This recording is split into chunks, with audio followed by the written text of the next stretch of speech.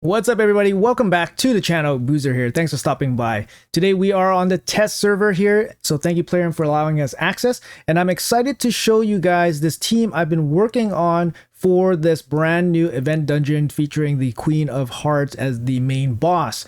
The reason why this team is a little bit exciting, at least for me, is because it doesn't feature the usual suspects that we kind of roll our eyes at when we think about, end game dungeons.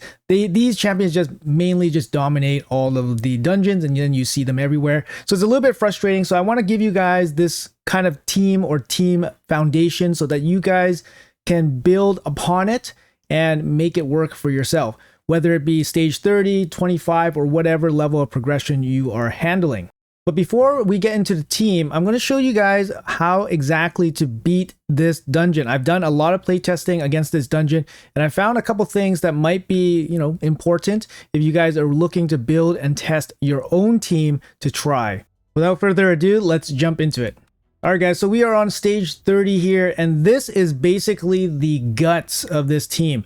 So you guys probably seen Geomancer before. He is still the people's champion and probably the most accessible endgame dungeon, dungeon crawler, dungeon boss killer there is in the game.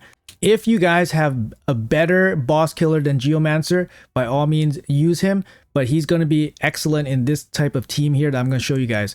We also have Umbro. Umbro brings a very uncommon, 100% chance two-turn provoke. Two-turn provoke basically shuts down this Kaja. This Kaja is a huge problem for this dungeon. She's actually 300 speed in this dungeon, and she's faster than the boss. She's faster than everybody else, and she brings a cleanse for the full team with a turn meter boost. So if she gets a turn, she's going to push ahead of your team, and she's going to cleanse off all the debuffs on their team, which is really, really annoying. The main thing is because she is paired with Timid, that she can do that. So Umbral is basically here to shut her down. Anybody else that's loose, you can kind of get away with, except for maybe Timid, because Timid brings a he brings a buff turn duration, which can actually cause a little bit of havoc.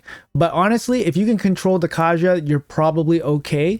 So that is Umbral's job here. And of course, she's an epic. Although a void epic, she is an epic, and she is way more accessible than a lot of other control options out there. You can definitely sub her out for other control options. For example, Armanz. Armanz is a legendary fusion that we had, earlier in 2024. You could even bring a lockout champion like Warlord or Crixia or whatever to basically shut down this Kaja, which is, going to cause all sorts of problems for your team. All right, so up next in this team here, we have Tomb Lord Drang. So Tomb Lord Drang is actually kind of unique, where he can place a irresistible HP burn on all the enemies. This is actually pretty important because this increases the chances of success for this team, because it's a really budget team, to be honest, and I'm using basically like baseline characters. If you have better characters, you can definitely bring them. So this team actually is really tight for the damage output to kill this team. In the end, it's actually just a damage race before that Kaja kicks out of her, crowd control and then cleanses the team, and then basically the run is lost if she gets to that point. So Tomb Lord Drang here allows the irresistible HP burn, which means you're guaranteed to get that damage off once the ads start ticking away at the HP burn. There's going to be better champions. For example, there's teams floating around with like Sulfurion, which is really, really good because he places the HP burn as well as detonating it, which deals extra damage right away. Although not irresistible, he is a void legendary and also brings a revive as well as a shield, which is pretty massive. But all things considered, Tomb Lord Drang being a past fusion, all that, maybe some people might have him in the vault, for example. He's also a lot easier to build because this ability is irresistible. He does not require accuracy. He also has really good HP, which means he's a good candidate for like a bolster set, for example. All right, guys, so the next man in the lineup is Artak. So Artak here does several things. He does an A1 AoE HP burn extension. That's really, really good because this can give Geomancer's HP burn a bit more time to shine. He also has a detonation on his A2, which means everybody's going to be detonating and then the burn will be triggering, giving you more damage. And then he can also reapply the HP burn if needed. Of course, Drang can also reapply the HP burn if needed, and Drang also has a detonation on his A1. The problem here is that you want Geomancer's HP burn to stay up as long as possible. So you don't want Drang to be using his A1 too much. But you actually want Artak to use his A1 because the Artak has, I believe, a 50% chance of extending the HP burns on the A1.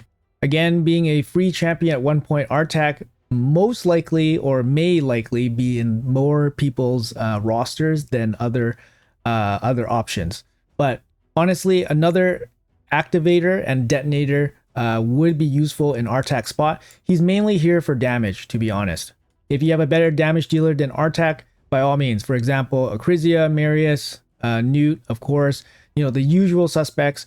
And I assume that you guys don't have any of those if you guys are watching this video right now. All right, guys. And lastly, part of this team, we have a max HP damage dealer. Honestly, it doesn't really matter which one as long as they can deal max HP against the boss. They're just here for damage.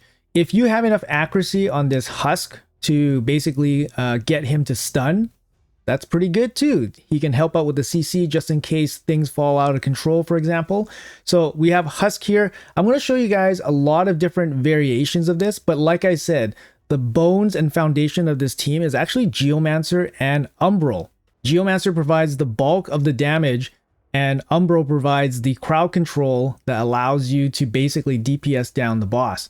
So the rest of the team is basically either staying alive or DPSing the boss. Depending on what options you have available, results will vary. But honestly, this is stage 30. This is the, you know, super hard top level of this dungeon. And to be honest, this dungeon is actually harder than the previous event dungeon with Odin because of this Kaja cleanse here is actually really, really difficult to deal with. And the fact that she's 300 speed, which is way faster than anything else that was in the Odin event dungeon previously. All right, so let's quickly hop into a run and see how it performs.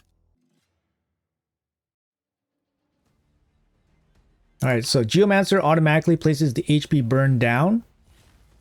And then Drang places it on everybody. It's irresistible, of course. Whenever our team takes damage and the HP burn is on the boss, the HP burn will deal damage to the boss.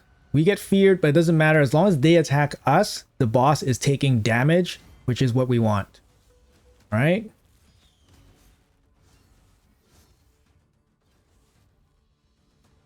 All right. There we go. Pretty clean run here, 29 seconds. All right. So the way this works is basically Geomancer places the HP burn on the boss, and then Drang will place his HP burn. But because Geomancer has a 3-turn HP burn, guys, Geomancer has a 3-turn HP burn, Drang's HP burn won't override Geomancer's HP burn. After that, Artak will come in and detonate for the first time all the HP burns. That uses up one of the turns off of Geomancer's HP burn, which is kind of a negative. So Artak can technically be replaced with somebody that extends and ignites on one move. And I believe Sulfurion is maybe the only champion that can kind of do that. So Sulfurion would be an upgrade over Artak. But those guys basically contribute the damage. Like I said, Umbral controls everybody. Husk is basically just here for like 10% damage. So Husk can be absolutely replaced with anybody that's better than a single max HP hit. So for example, Acrizia, you get 20% damage, you get, or Newt which is 30% damage. If you trade Husk for Newt, this is 100% super easy. So this team currently, it works well, but the gear requirement is quite high, and there's some level of specification in some of the gearing that some people might be turned off from. But the main thing about this is I'm showing you guys some options without Newt, without Marius, without multiples of them, without Kymar, without Reset, without Seer. Like I said, guys, this is basically as good as it gets. The best run I've had was 22 seconds here. I'll show you guys some options, and I'll show you guys the breakdown of this team first before we go any further. So I'll show you guys the team setup here. So we got the Drang here. He's opening with the HP burn, and then afterwards he's going to open with the, and then he's going to follow up with the health equalizer. The health equalizer is really good because it keeps basically everyone a little bit alive, maybe for one extra hit. You can see that the Cupidus does tons of damage, but that's a good thing because you want the Cupidus to do tons of damage so that, you know, the damage is reflected onto the boss from the Geomancer HP burn. You have Geomancer here. He's here just for placing his HP burn, and you kind of want him to use his A1 afterwards because this will trigger the Cupidus to do his A1 as well, which is really cool because then you can kind of manipulate this a little bit. You have Artak here. He's going to open with the Ignite. Afterwards, you're going to have him do just his regular stuff. I've been playing around with this A3 a little bit, whether turning it off or on is better because the chance to extend Geomancer's HP burn with his A1 is always there. But the thing is, it's only a 45% chance, so I don't really want to bank on that. So in the end, I decided that the A3 is a little bit better. So even if you don't have Geomancer's, you know, super HP burn applied, you can still apply HP burn to everybody with Artak and still get a couple ticks off before time runs out for our team. Afterwards, we have Umbral here. Umbral's going to open with the Provoke, of course. It's a 2-turn Provoke, 100% chance. She's a Void Epic, so that there's no weak hits. But of course, there's that 3% chance to resist, even if you have the accuracy check.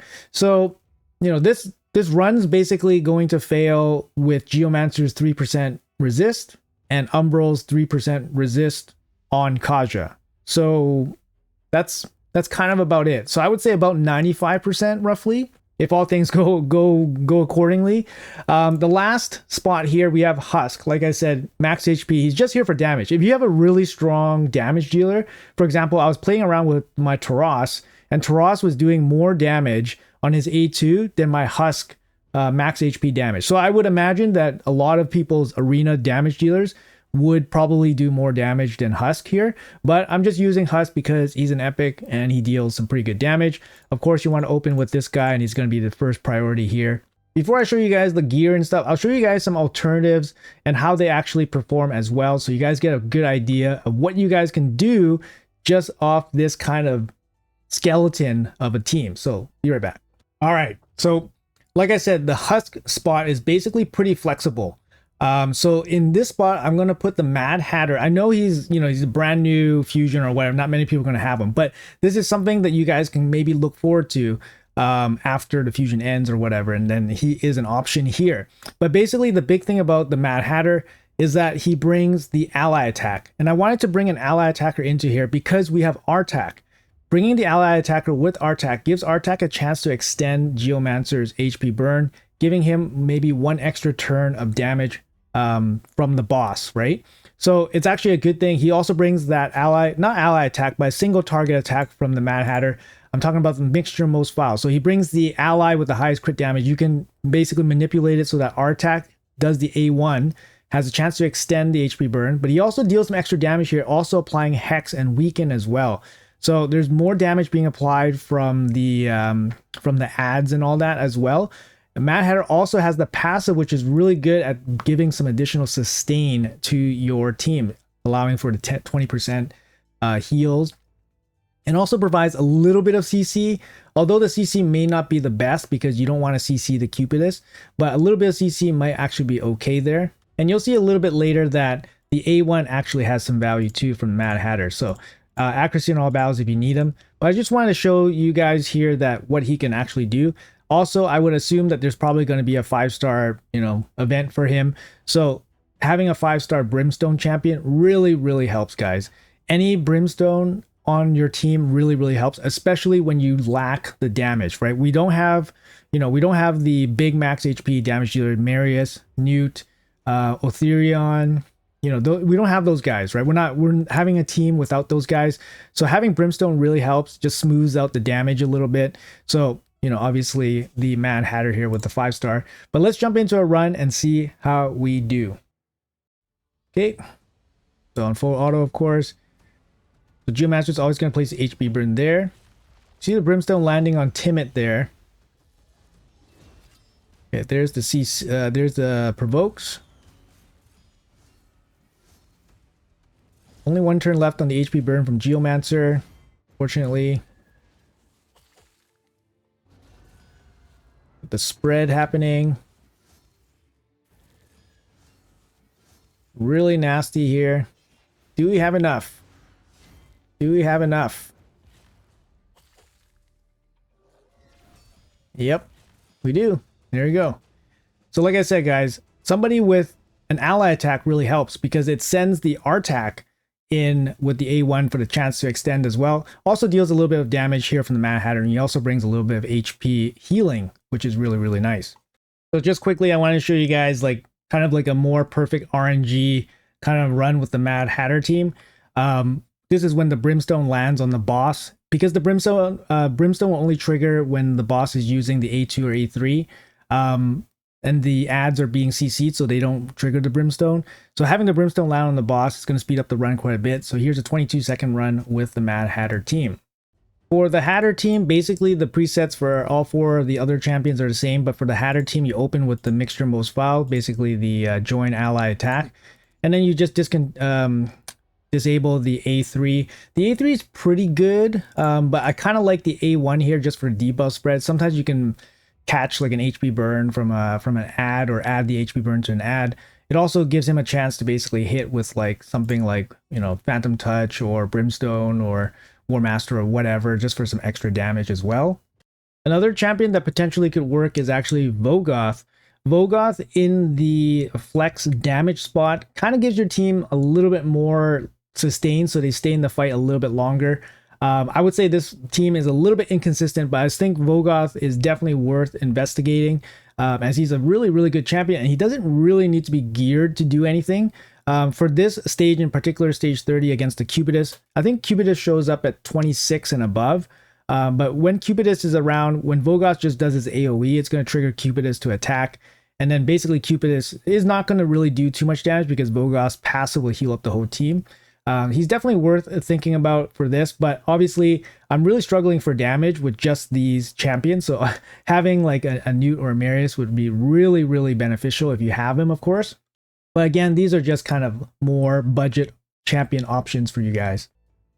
All right, so like I said, if you guys have something better than Husk in the flex damage spot, you can definitely sub him in.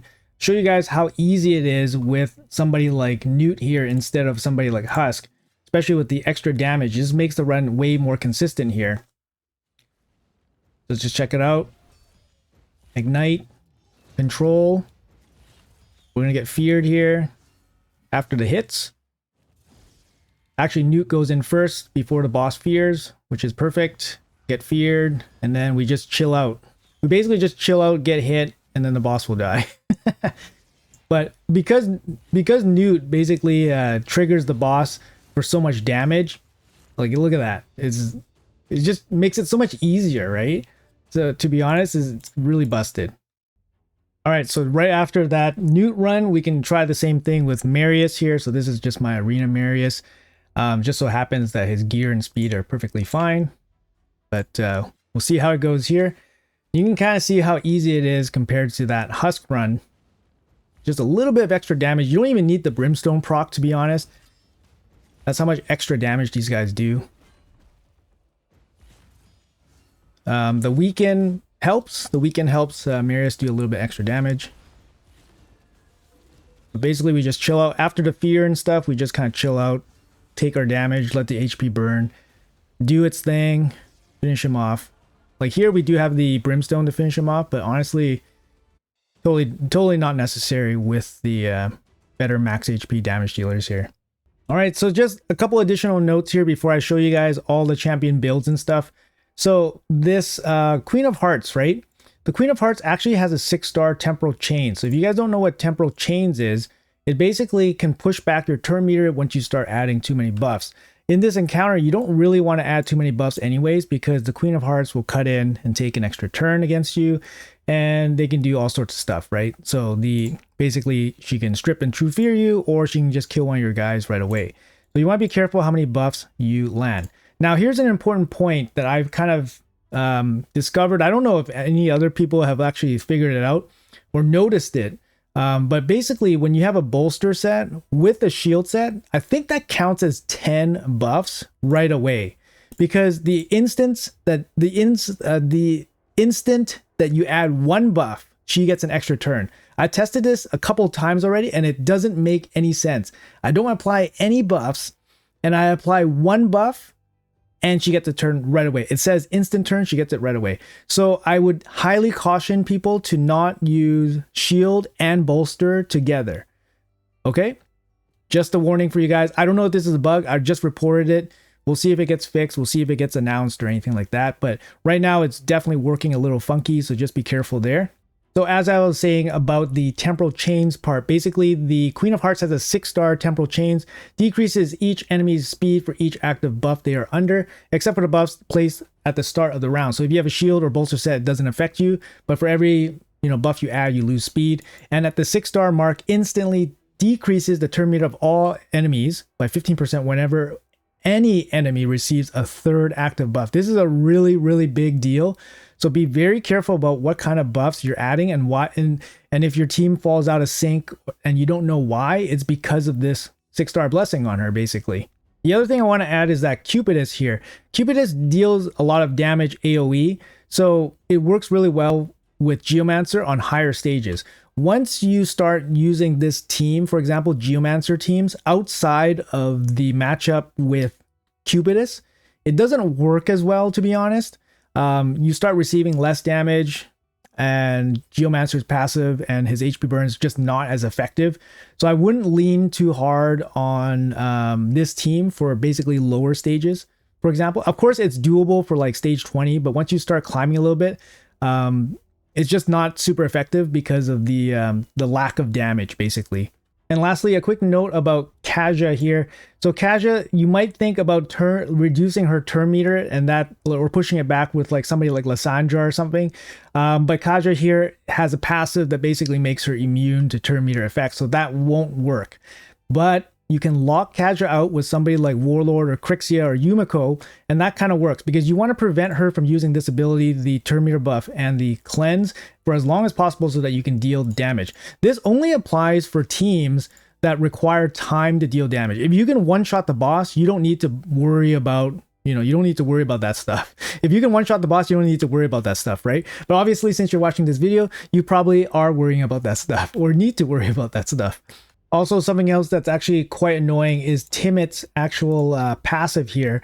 He says, whenever an enemy successfully activates while under fear or true fear, fills his turn meter by 10. And it also says, whenever an enemy skill does not activate because they are under fear or true fear, plays provoke. It's actually very, very annoying because this can kind of mess up some of your damage flow. So if you need extra damage to come from your team to finish off the boss, anything outside of an A1, Timot's going to provoke you if you fail against fear, which is a little bit annoying. And I think it provides a little bit of inconsistency for a team like this. But if you have a champion like Artak that does the AoE, it's actually pretty good. And then Drang, obviously with his A1, he can trigger any HP burn that's on any of the ads as well, which is also very good. Geomancer with the AoE A1, also very good at just triggering Cupidus. So it actually doesn't work too badly against this team in particular. But yeah, anyways, just something to think about there. But okay, let's jump into the champion. Sorry guys about the long spiel, but I figured, give you guys as much info as possible here. Here's my Artak. He's in full perception gear. The gear on these guys are going to be quite high, okay? This is not a gear budget friendly team. It's a champion accessible team. And the idea around it is more accessible than obviously praying that you hit the 10x or 15x for Newt, for example. But here's my Artak. He doesn't need 666 accuracy. Here are the actual stats on this encounter in stage 30. So courtesy of hellhades.com website. Basically, we got here the Queen of Hearts. You require about 505 accuracy for this entire stage. Everybody else is roughly about the same, low 500s. That's how much accuracy you need to properly land your debuffs in this stage 30. If you want to build a resistance team, you're looking at about 700 resistance. It's not going to be easy to build a resistance team, and of course you're going to lose to 3% here and there. Here we go. We got the Kaja here with 300 speed. Like I said, this is much crazier than the Odin stage. And then we have the Queen of Hearts here at 265. So if you don't place any buffs on your guys, sorry, that will trigger the Queen of Hearts. So the Queen of Hearts never gets a chance to take the extra turn. And if Kaja is controlled, your champions need to go at least 265 to get a turn in against the Queen before the Queen comes in, strips all your stuff, and fears you guys. All right, so that's just something to keep in mind when you guys are building your teams. 265 minimum. All right. So here's my Artak. He's got, you know, way over the accuracy limit. He's 302 speed. My team is speed tuned to do exactly what I want it to do. All right, so he also has the most crit damage here. You did see the Mad Hatter in one of the team comps. So the Mad Hatter will send the Artak in because he has the highest crit damage. So you can control this aspect. Obviously, you want him to be as tanky as possible. I got a 5-star blessing, so it makes it a little bit easier for the stats. He's in full perception gear. I'm not going to say that this is easy to achieve, but I'm not going to say that level 30 is for everybody. So here's the masteries on him. These are just Ice Golem masteries, not particularly necessary. I think if you want to just excel at this dungeon, you're looking for War Master, actually. You're not looking for Oppressor. Oppressor is more of a solo mastery. If you are using Artak with the 5-star blessing, you want Brimstone for sure. 5-star and 6-star is ideal. Ideally 6-star, of course. The Brimstone gives you a 60% chance of landing. If you have a 6-star, you're super golden. But yeah, 5-star here for me. If you can hit these stats in like regen or something, then that's even better. So you can get a little bit of healing there. But I just use base perception just to show you guys what's possible here. Up next, we have the Drang. Drang's actually pretty important, and he's actually one of the easier champions to build because he doesn't require accuracy, as I mentioned earlier. But I decided to put him in a bolster set. You could put him in a shield set and it does kind of the same thing. Obviously, bolster set can heal him up, which is pretty good. It makes sure that his equalizing HP ability, his A3, kind of tops up more for the entire team because he's going to select himself because he has self-healing from the bolster set.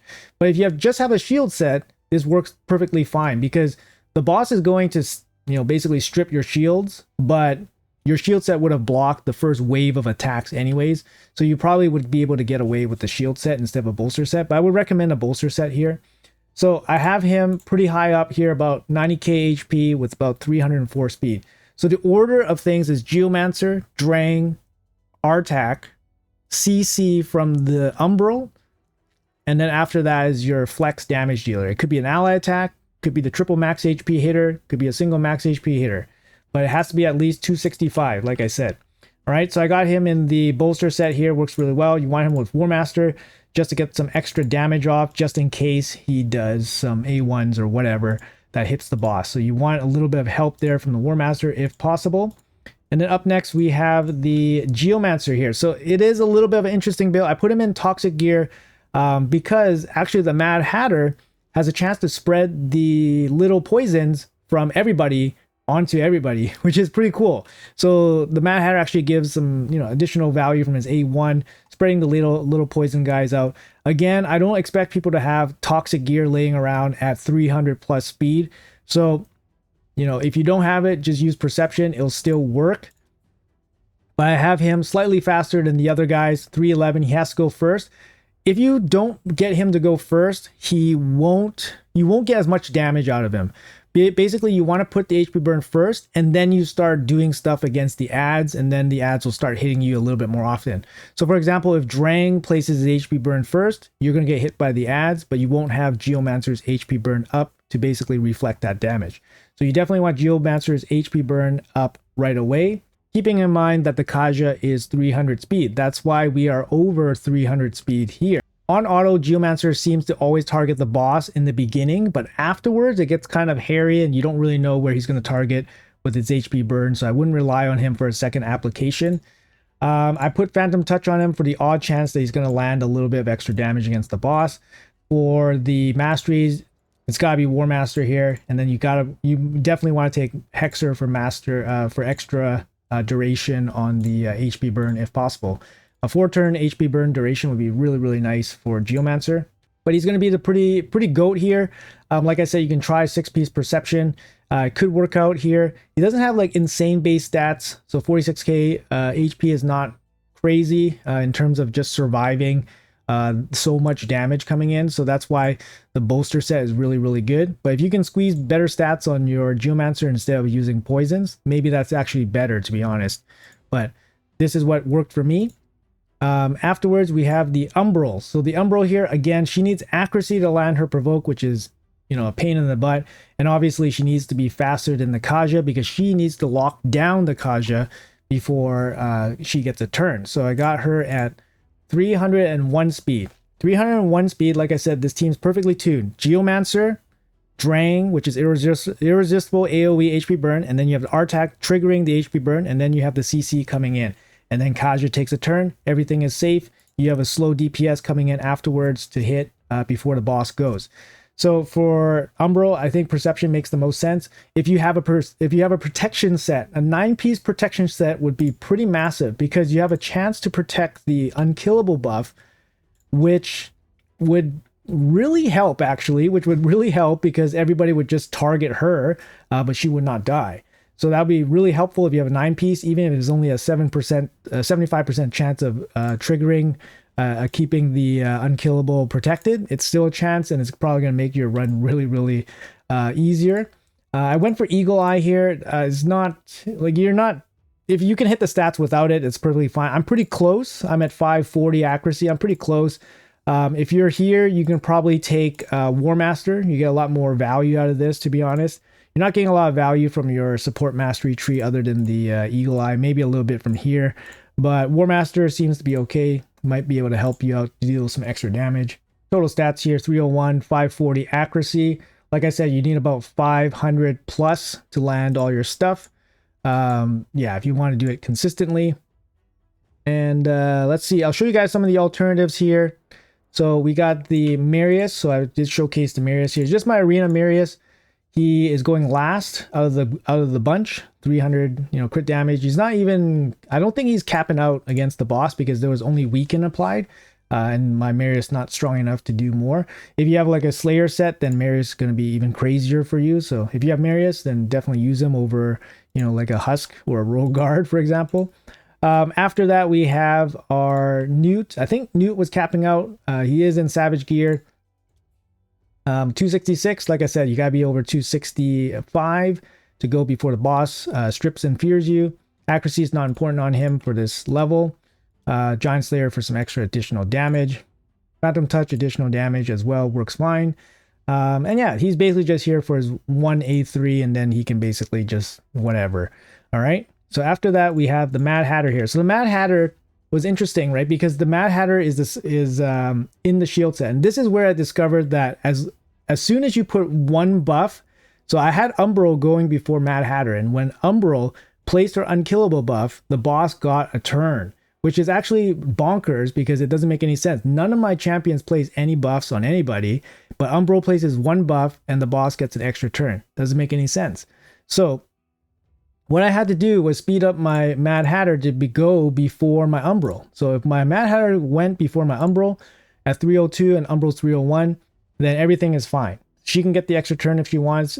Everything is fine. But I have Mad Hatter in a shield set just to provide a little bit extra shields paired with the bolster set, just so the team would survive.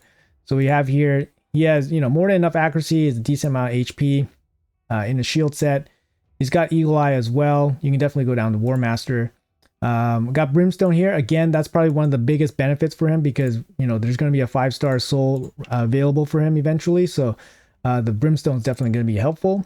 But yeah, he can be replaced with any ally attacker pretty much. I tried Podrick, and honestly, Podrick worked. But Podrick's going to trigger the extra turn because he places continuous heals on his ally attack. So just something to consider here as an option to deal some additional damage, right? If you have a really strong arena damage dealer, you can use them as well in this flex spot, basically. So the last champion here is Husk. So my Husk is, I think, capping out when he hits. You know, he's pretty decent gear with like Savage and all that, but there's no defense down, right? So he might not be capping out, but this is the Husk that we got. He's got War Master for some additional damage if needed, and he's got Phantom Touch here for some additional damage if needed. Keep in mind that Phantom Touch deals damage proportional to your attack, so obviously you're not going to have crazy attack on some of these non-attack based damage dealers, but it still deals a little bit of extra damage anyways. The other thing you could actually do is use a champion like, for example, like Theodore. Theodore can sub in here because he has an ability that basically extends and detonates. So he doesn't actually chew up one of Geomancer's turns. So he does some extra damage there as well. So you could basically run Drang, Artak, Theodore, or, you know, Drang, Theodore, for example.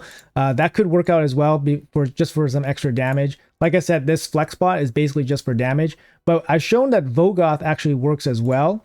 So Vogoth again is in the shield set. He's basically just here to soak up damage and boost up your bolster set. No speed necessary on him, but he does work. It's a little bit inconsistent because of the damage reach here, really requiring leaning hard on Brimstone. All right, guys, that's going to be it for the video. I know it's a little bit of a long-winded one, but hopefully it was very clear and informative for you guys. I don't want to say that this team is 100% because I don't think it is. It definitely is not, because Geomancer can be resisted, Umbro can be resisted, but I try my best to make a team that uses champions that are basically not the usual suspects and gives people at least the option based on their champion roster to at least consider stage 30. The gear is another thing. The gear is obviously very, very intensive. The fact that Kaja is 300 speed doesn't really give you too much room to build your champions out. It's either bring a turn meter booster without any buffs. That can alleviate some of the speed requirement. You could have a speed lead as well. That could help you as well. The problem with the buffs is really tough because you really want to take a turn before you get feared off. There's a couple other ways to deal with this dungeon, but I think they're even less accessible. For example, protected block debuffs. So you could have a champion like, for example, this guy, Alatreon. Alatreon is a Monster Hunter promo champion. He can actually do really well in this dungeon because he places protected block debuffs. They can't be stripped or anything like that. He also has sustain for your team to keep them alive. So, but this champion is no longer available. So I don't really want to showcase this champion at all. But he can make your life really easy if you have him, of course. The other champion that works relatively well at dealing with the fears is, of course, Mr. Shamail here. I did use Shamail quite a bit in some teams and stuff, but honestly, Shamail teams that I were using, it's really hard to find the additional damage. Like I said, without Newt or Marius or Acrizia or Aetherion, you kind of really are stretched for damage here. And Inquisitor Shamail, he doesn't deal enough damage without buffs. He needs buffs to deal his ignore target defense damage. So without it, he's not going to hit super hard. You could technically have him with very little gear. It doesn't really matter because he's not hitting hard enough without buffs. But he removes the fear very easily, very cleanly. He's not really the fastest because of his animation, of course. He won't give you the fastest clear times, but he is an option to help you guys deal with this dungeon as well. Obviously, dealing with the fears is just one aspect of dealing with this dungeon, to be honest. Anyways, guys, I'm going to call it here. This video, I hopefully was, a little bit informative and entertaining for you guys. Hopefully it gives you guys some ideas to build your own team. And honestly, I've never seen a team like this yet. So maybe it'll inspire some others to improve upon it. That'll be really nice. Anyways, guys, if you guys like the content, make sure you guys hit that like and subscribe button. Really appreciate it. Leave a comment below. Let me know what you guys think about the team. Do you guys think it's realistic? At least it's realistic if you don't have the champions, but you need the gear, unfortunately. Anyways, folks, thanks for watching. Appreciate your time as always. Hopefully you guys have a great day and enjoyed the video, and I'll see you guys in the next one.